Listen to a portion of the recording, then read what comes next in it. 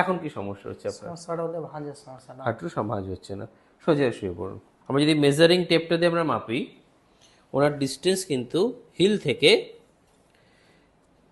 Gluteus অবধি 9 করে, এটা 9.5 ইঞ্চেস।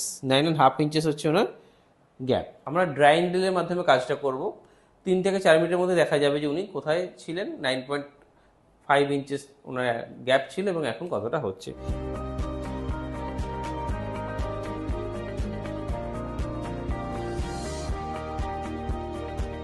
একটা নির্দিষ্ট সময়ে নিডলগুলোকে রাখার পরে, আনুমানিক 1.5 থেকে 2 মিনিট রাখার পরে, আমরা যে টাইট মাসেলের নিডলগুলো আছে সেগুলোকে রিমুভ করে দেবো।